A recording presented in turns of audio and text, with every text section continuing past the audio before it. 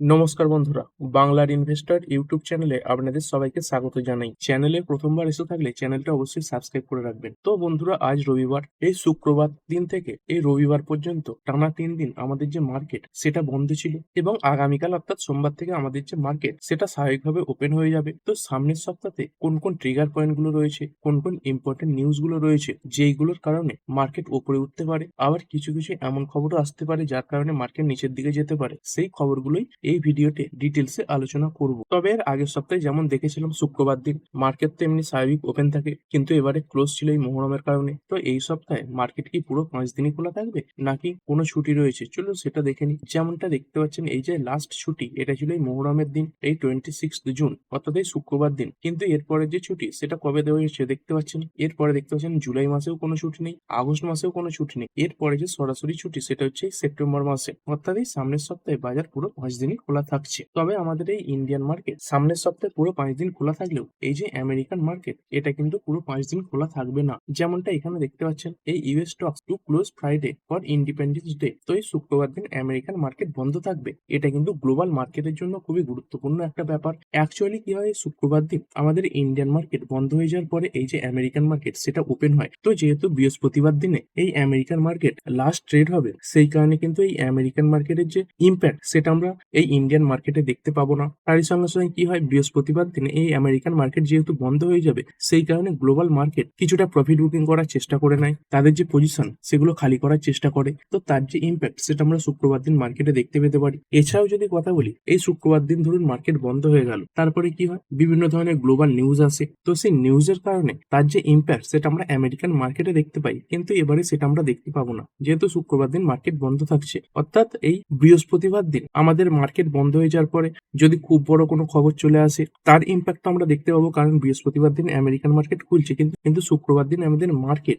বন্ধ হয়ে যাওয়ার পরে যদি বড় কোনো খবর আসে, সেটা আমরা কিন্তু আর আমেরিকার মার্কেটে দেখতে পাবো না। তার ইম্প্যাক্ট সরাসরি ভাবে সোমবার দিন আমাদের মার্কেটের উপরেই পড়বে। তো এই জিনিসটা খুবই গুরুত্বপূর্ণ। যেমনটা আমরা এবারেই দেখেছিলাম, আমাদের এই ইন্ডিয়ান মার্কেট বন্ধ হয়ে যাওয়ার পরে, তার সঙ্গে সঙ্গে বিভিন্ন গ্লোবাল মার্কেট বন্ধ হয়ে যাওয়ার পরে এই আমেরিকা এবং ইরানের মধ্যে আবার নতুন করে অ্যাটাক শুরু হয়েছিল।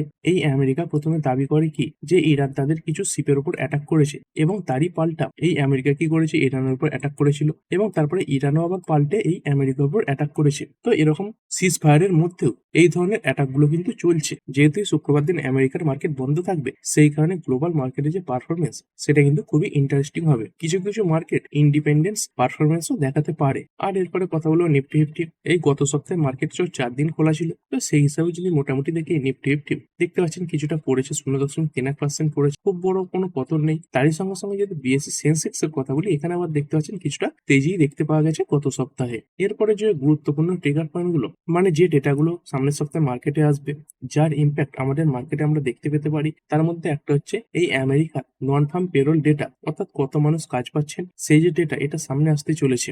এই ডেট কবে রয়েছে দেখতে পাচ্ছেন, এই জুলাই 2 তারিখেই এই ডেটা সামনে আসবে। তো জুন মাসের যে ডেটা সেটাই জুলাই মাসের ফার্স্টে আসবে। এর আগে আমরা দেখেছিলাম যেটা অনুমান করা হয়েছিল তার থেকে এই যে নন ফার্ম পেরোলের ডেটা এটা অনেক বেশি এসেছিল। অনুমান ছিল 85 কে আসবে, মানে 85,000 আসবে, সেখানে অ্যাকচুয়ালি কত এসে গিয়েছিল, 1,72,000 এসে গিয়েছিল। এর মানে কি দাঁড়াচ্ছিল, অনেক মানুষ নতুন করে কাজ পেয়েছেন। তো অনেক মানুষ নতুন কাজ পাচ্ছেন, এর মানে কি, মানে হচ্ছে আমেরিকার যে ইকোনমি সেটা ভালো চলছে, অনেক মানুষের হাতে কাজ রয়েছে। এবার এই নন ফার্ম পেরোল ডেটার উপর মার্কেট কিন্তু বড় রিয়াকশনও দেখায়। যেমন দেখতে পাচ্ছেন, এর আগে যখন এই ডেটা আসার কথা ছিল তখন এই মার্কেট এটার জন্য ওয়েট করছিল, এবং যখন এই নন ফার্ম পেরোলের ডেটা এলো তখন এই আমেরিকান মার্কেটে একটা ক্র্যাশ দেখা গিয়েছিল। কেন ক্র্যাশ দেখা গিয়েছিল দেখতে পাচ্ছেন, এর আগে যে নন ফার্ম পেরোলের ডেটা এসেছিল সেটা কি কনফার্ম করে দিয়েছিল, সেই ডেটা এতই ভালো ছিল যার কারণে এই যে ফেড তারা রেট কাট করতে পারবে না, এরকম একটা সিচুয়েশন তৈরি হয়েছিল। অ্যাকচুয়ালি রেট কাট কখন করে, যখন অনেক মানুষের হাতে কাজ থাকে না তখন রেট কাট করে। কিন্তু ধরুন এই নন ফার্ম পেরোলের ডেটা এটা খুব ভালো এলো, মানে কি অনেক মানুষের হাতে কাজ রয়েছে, তখন কিন্তু এই ফেড খুব সহজে রেট কাট করবে না। তো এই যে ডেটাটা এবারে খুবই গুরুত্বপূর্ণ হবে। এবারে দেখতে পাচ্ছেন অনুমান করা হচ্ছে 1,14,000 মানুষ নতুন করে কাজ পাবে। তো এই ডেটা কত আসে, খুব বেশি আসে নাকি খুব কম আসে সেটা দেখতে হবে। এছাড়া এই ইউকের জিডিপির যে ডেটা সেটা আমরা দেখতে পাবো। দেখুন এই ধরনের যে ডেটাগুলো সেগুলো তো প্রতি মাসেই আসে, কিছু কিছু ডেটা প্রতি সপ্তাহে আসে, কিন্তু ধরুন এমন কোনো ডেটা এসে গেল যেটা মার্কেট এক্সপেক্ট করছিল না, সেটা কিন্তু মার্কেটে বড় ইম্প্যাক্ট ফেলবে। তো এই ইউকে জিডিপির ডেটা কবে আসতে চলেছে, এই দেখতে পাচ্ছেন জুনের 30 তারিখে এই যে ডেটা সেটা আসতে চলেছে। তারপরে আমরা একটা নতুন মাসে এই সপ্তাহতেই প্রবেশ করতে চলেছি।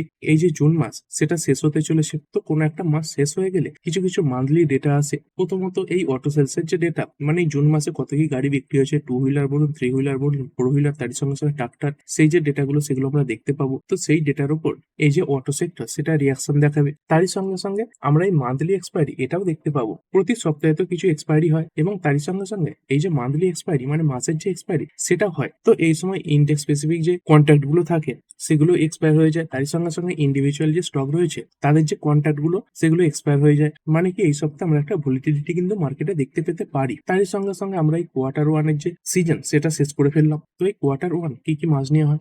এপ্রিল, মে, জুন, এই মাস তিনটে নেওয়া হয়। তো আমরা জুলাই মাসে প্রবেশ করতে চলেছি, অর্থাৎ এই কোয়ার্টার ওয়ান রেজাল্টের যে সিজন সেখানে আমরা প্রবেশ করে গেলাম। তবে এক্ষুনি এই যে রেজাল্ট সেগুলো আসবে না, এই রেজাল্টের আগে কি আসে, এই যে কোম্পানিগুলো তারা তাদের যে আপডেটস মানে কিছু ছোটখাটো ডেটা এগুলো সামনে রাখতে শুরু করে। কোনো কোম্পানি ধরুন তাদের যে সেলসের ডেটা সেগুলো সামনে রাখবে, কিছু কোম্পানি আবার প্রোডাকশনের যে ডেটা সেগুলো সামনে রাখবে। তো এই ডেটার উপর মার্কেট রিয়াকশন দেখাবে। তারপরে ইউএস এবং ইরানের মধ্যে যুদ্ধ, এটা তো চলছেই। এই সিজফায়ার ঘোষণা হয়ে গেলেও আবার দুটো দেশ একে অপরের উপর অ্যাটাক করেছে। তো অ্যাকচুয়ালি কি হয়েছে দেখতে পাচ্ছেন, এই জিনিসটা কখন বাড়তে শুরু করে, এই ইউএস প্রথমে এই ইরানের উপর দোষারোপ করে কি যে আমেরিকার বিভিন্ন কমার্শিয়াল ভেসেলস এর উপর এই যে ইরান তারা ড্রোনের মাধ্যমে অ্যাটাক করেছে এবং সেই অ্যাটাকের পরিপ্রেক্ষিতে এই আমেরিকা কি করেছে দেখতে পাচ্ছেন, ইউএসএ ইরানের উপর অ্যাটাক করেছে এবং তারপরে ইরান তারাও আবার থেমে নেই, এই ইরানও আবার কাউন্টার অ্যাটাক করেছে। এই আমেরিকা তারা কি করেছে, ইরানের 10খানা মিলিটারি টার্গেটসে অ্যাটাক করেছে এবং তারপরে ইরান তারা কি করেছে, এই আমেরিকা তারা এই ইরানের বিভিন্ন প্রতিবেশী দেশে যে ঘাঁটি তৈরি করে রেখে দিয়েছে তাদের উপর এই যে আইআরজিসি রয়েছে মানে ইরানের যে গার্ড রয়েছে তারা এই জয়েন্ট ব্যালিস্টিক মিসাইল এবং তার সঙ্গে সঙ্গে ড্রোন অপারেশন এগুলো চালিয়েছে। তো এই ধরনের পরিস্থিতিতে কি হয়, এই যে ক্রুড অয়েল সেখানে বড় ওঠাপড়া দেখতে পাওয়া যায়। এমনিতে তো আমরা দেখেছিলাম এই যে ক্রুড অয়েল এটা অনেকটা পড়ে গিয়েছিল, এই ডব্লিউটিআই ক্রুড প্রায় 4.5% ডাউন হয়ে দেখতে পাচ্ছেন 70-এর নিচে নেমে গেছে এবং ব্রেন্ট ক্রুড এটা প্রায় 72-এর কাছাকাছি চলে এসেছে। কিন্তু এই উইকেন্ডে যে নতুন করে স্ট্রাইকের খবর আমরা শুনতে পেলাম এগুলো এসেছে এই ক্রুড অয়েলের মার্কেট বন্ধ হয়ে যাওয়ার পরে। তো এর যে ইম্প্যাক্ট সেটা কিন্তু ক্রুড অয়েলে দেখা যেতে পারে, মানে একটা স্পাইক দেখা যেতে পারে। আর সেরকম স্পাইক দেখা গেলে আমাদের ইন্ডিয়ান মার্কেটেও প্রেসার তৈরি হবে। আর তারই সঙ্গে সঙ্গে ইসরায়েল এই দেশটা তো রয়েছে, ইসরায়েল তাদের দিক থেকে এই যে অ্যাটাক করা এবার থামাচ্ছে না। দেখতে পাচ্ছেন এই ইসরায়েল তারা আবার নতুন করে এই যে সাউদার্ন লেবানন সেখানে অ্যাটাক করেছে। ধরুন এই ইউএস এবং ইরানের মধ্যে একটা সিজফায়ার হয়েও গেল, তো সেটাও কিন্তু এই যে ইসরায়েল এরা ভেঙে দিতে পারে। কারণ এই ইসরায়েল তারা কি করবে, এই যে লেবানন এই দেশটার উপর অ্যাটাক করবে। বর্তমানে ইসরায়েল এরা কারোর কথা শুনছে না। তো এই ইসরায়েল যদি লেবানন উপর অ্যাটাক করে তাহলেই বুঝে নেবেন এই যে সিজফায়ার সেটা ভাঙতে পারে। কারণ ইরান এই দাবিও রেখে দিয়েছে যে লেবাননের উপর অ্যাটাক করা যাবে না, যদি কোনো প্রকার অ্যাটাক হয় তাহলে সেটা সিজফায়ার ভাঙা হচ্ছে এরকমটাই ধরা হবে। যতক্ষণ না ইরান, ইসরায়েল এবং আমেরিকা এরা তিনজনে এক টেবিলে বসছে ততক্ষণ এই যে যুদ্ধ এটা পুরোপুরি যে থেমে যাবে এরকম সম্ভাবনা কিন্তু নেই। আর এরপরে ইন্ডিয়া এবং ইউএস এর ট্রেড ডিল, তো এবারেও আমরা শুনতে পাচ্ছিলাম এই যে ট্রেড ডিল সেটা খুব তাড়াতাড়ি হয়ে যেতে পারে, ফাইনাল পর্যায়ে চলে এসেছে। এবং এর আগে আমেরিকা যে বিভিন্ন দেশের উপর 10% ইম্পোর্ট ডিউটি বসিয়েছিল, তো সেই যে টাইম ফ্রেমটা মানে কিছুদিনের জন্য করা হয়েছিল সেটা দেখতে পাচ্ছেন এই জুলাই 24 তারিখে শেষ হয়ে যাচ্ছে। তো তার আগে কোনো প্রকার ট্রেড ডিল কমপ্লিট হয় কিনা সেটা দেখতে হবে। কিছু রিপোর্ট এটাও সাজেস্ট করছে যে ইন্ডিয়া এবং ইউএস এর মধ্যে ট্রেড ডিল এটা জুলাই 27-এর মধ্যে কমপ্লিট হতে পারে। বর্তমানে কেন এই ট্রেড ডিল আটকে রয়েছে, এই দেখুন আমেরিকা এরা তো বিভিন্ন দেশের উপর ট্যারিফ লাগিয়ে রেখে দিয়েছে। তো এখানে ইন্ডিয়া তারা চাইছে যে এই ট্যারিফ এটা যেন অন্যান্য দেশের থেকে কম হয়। ধরুন ট্রেড ডিল হয়েও গেল, তখনও কিন্তু এটা দেখতে হবে এই ট্রেড ডিলে ভারতের লাভ হলো নাকি ক্ষতি হলো, সেই হিসাবে মার্কেট কিন্তু রিয়াকশন দেখাবে। তারপরে এই আইপিও মার্কেট, খুব বড় বড় তো আইপিও আসছে না কিন্তু কিছু ছোটখাটো আইপিও আসছে মার্কেটে। মেনবোর্ড আইপিওরই কথা বলছি, যেমন দেখতে পাচ্ছেন এই যে আস্থা স্পিনটেক্স এই যে আইপিওটা এটা আগামীকাল ওপেন হয়ে যাবে, এই 29শে জুন ওপেন হচ্ছে। তারই সঙ্গে সঙ্গে এই যে ন্যাট প্যাকেজিং রয়েছে এর যে আইপিও এটাই জুলাই মাসের 1 তারিখ থেকে ওপেন হয়ে যাচ্ছে। তো এই যে ছোটখাটো কিছু আইপিও গুলো এগুলো র্যাডারে রাখতে পারেন। তারপরে সেবি এরম এই মার্কেট নিয়ে বিভিন্ন সিদ্ধান্ত নেয়, যেমন আমরা দেখেছিলাম ওপেন মার্কেট বাইব্যাকের যে ব্যাপারটা সেটা ফিরিয়ে এনেছে। এছাড়াও সেবি বিবেচনা করছে এই এলটিসিজি এসটিসিজি এই ব্যাপারগুলো, তো এই খবরগুলোও দেখতে হবে। তারই সঙ্গে সঙ্গে গভর্নমেন্ট অফ ইন্ডিয়া এরাও কিন্তু বিভিন্ন ধরনের সিদ্ধান্ত বারবার নিচ্ছে। তো এই সিদ্ধান্তগুলো মার্কেটের উপর ইম্প্যাক্ট ফেলতে পারে। যেমনটা বর্তমানে দেখতে পাচ্ছেন কিছু রিপোর্ট সামনে আসছে, government may reduce petrol and diesel prices around Dussehra. বর্তমানে যেমনটা দেখতে পাচ্ছেন ক্রুড অয়েলের দাম আগের থেকে অনেকটা কমে গেছে, $120 কাছাকাছি চলছিল, সেখান থেকে প্রায় $50 পার ব্যারেল কমে গেছে। এর আগে যেমন পেট্রোল এবং ডিজেলের প্রাইস এগুলো বাড়িয়ে দিয়েছিল, তো ক্রুড অয়েলের দাম পড়ছে, গভর্নমেন্টকেও তো এই পেট্রোল ডিজেলের প্রাইস কমাতে হবে। তো সেই ব্যাপারটাই গভর্নমেন্ট বিবেচনা করে দেখছে। রিপোর্টটা এটাই সাজেস্ট করছে যে দশরার সময় করে এই প্রাইস কমতে পারে, কিন্তু তার আগেও এই ধরনের বড় সিদ্ধান্তে কিন্তু আসতে পারে যে গভর্নমেন্ট পেট্রোল ডিজেলের প্রাইস কমিয়ে দিল। তবে যতক্ষণ না ইরান এবং ইউএস এর মধ্যে পুরোপুরি একটা ফাইনাল ডিল কমপ্লিট হচ্ছে, পুরোপুরি যুদ্ধ বন্ধ হচ্ছে, গভর্নমেন্ট কিন্তু এই তেলের দাম কমানোর যে রিস্ক সেটা নেবে না। তারপরে এফআইআই এবং ডিআই যে অ্যাক্টিভিটি এটাও দেখতে হবে।